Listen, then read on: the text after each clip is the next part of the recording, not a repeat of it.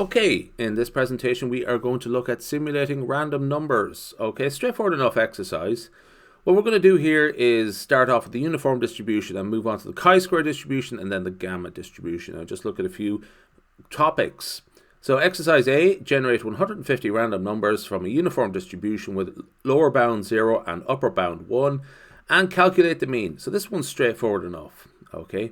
So we're going to set seed. This is based on the date of the exam paper that this is based on. So this was the actuarial studies with R exam from May 2023. So that's the seed 052023. And we are going to use the RUnif command. R for random numbers, essentially R for random, RUnif for uniform, and we are going to specify our sample size, which is 150. You could specify upper and lower bounds there as well if necessary, but we won't because the default settings are 0 and 1. So we have that as a vector saved in a vector called U, okay, and we calculate the mean of U, and it is 0.5195. Okay. So we can move on. Simulate a sample from the chi-square distribution with degrees of freedom 2 using the random numbers generated in exercise A. So we have U from previously, which is a set of values from 0 to 1. Okay, and constructively they can function here as probability percentiles essentially. Okay, so percentiles was what I should say there. So and we're going to get the quantile of those percentiles, which would sort of represent random numbers drawn from the chi-square distribution. So Q quantile, chi-square. U is the inputs. It's the numbers that we have generated in exercise A, functioning as percentiles. df equals 2. That's just the setting we were given. And so we save that as sample underscore chi-squared. So the first 10 values there, 0.6508, 0.01736, etc., etc. So there's 150 of those. There's just 10 of them. Quick little look at the histogram here. It's important to actually put a bit of work into your histograms, particularly for actuarial exams. Put a title in and specify the labels of the x-axis and the y-axis. So we have value as the x-axis label, frequency as the y-axis label. Okay. So we have a breakdown of 150 values there from the chi-square distribution. So just notice the general shape because we're going to come back to that shortly. The additional command there, breaks equals 20, is just a sort of, that's a sort of arbitrary choice. I just made it to make it a little bit, have enough bins or intervals, so to speak, to make it a bit more informative. But it's, again, very much an arbitrary choice in this case. So exercise C, simulate a sample from the gamma 1 and 1/2 distribution with the same random numbers. So that 1 is the shape parameter and the rate parameter is 1/2, which is 0.5. But otherwise we're using the function here, the Q function, in the same way we did previously. Q of gamma, we're just working with the gamma distribution. U is the input, the random numbers generated in exercise A, again functioning as percentiles. Shape is the shape parameter, the gamma distribution, and the rate parameter is 0.5. So we're going to save that as a vector called sample gamma, okay? And samples generated in exercise B and C will be the same because the chi-square distribution with 2 degrees of freedom is a special case of the gamma distribution with a shape parameter of 1 and a rate parameter of 0.5. Okay, that's interesting, but we won't get into that in this video.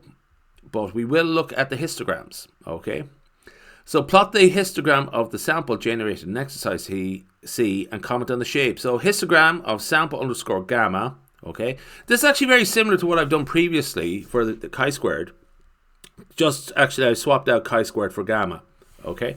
But apart from that, it's actually the exact same. So that's a look at it there. So the gamma sample again, or the gamma sample, okay? And yeah, you notice the same general shape that we have seen previously with the chi-square distribution, which is this is the repeat of the chi-squared sample, the histogram of the chi-squared sample we've seen previously. And again, the gamma sample again. So I have this back and forth here. Again, chi-squared, gamma, chi-squared, same general shape actually. Exact same general shape actually. It's not even that they happen to look like each other. They are the same. So it's not even remote that they're not no real change in the histogram. That's actually by design. Remember, we have set a seed there for the uniform random numbers in exercise A, so they're being functionally generated from the same set of numbers. Okay, so we can move on. Compute the mean and median of the sample of the gamma distribution and the chi-square distribution, and explain why the mean is greater than the median. Now, actually, it doesn't really specify which distribution you should use, the sample, or which sample you should use, but actually they're the exact same. So sample underscore chi-squared or sample underscore gamma, it doesn't really make a difference. But let's look at the mean and the median. So the mean of the sample is 2.2179 and the median is 1.53. So the mean is greater than the median because the chi-square distribution is skewed to the right, meaning it has its long tail on the right-hand side. Okay, which you can see there and there. Okay. Now, simulate 1,000 values of the sum of samples of size 150 from the chi-square distribution with 2 degrees of freedom. So what we're going to do here is look at a single instance of the summation of 100 random numbers, okay, 150 random numbers drawn from the chi-square distribution with 2 degrees of freedom. So this sample would have a sum of 279.81. Okay, so what we're going to do there is replicate this 1,000 times. Okay, so set seed again, just set a seed of the random numbers. We're starting from scratch here. We're generating a new sample, so that's why we just haven't reset the seed. So we're going to replicate this 1,000 times. So what this will do, the replicate command is very interesting. I find it very useful. We're going to replicate that instance 1,000 times, the first instance of the, where it says single instance. We're going to do something like that 1,000 times and save the results. Okay, and it will save in a vector called sums of chi-squared. And then we have the first 10 values there. 332, 279, 289, and so on.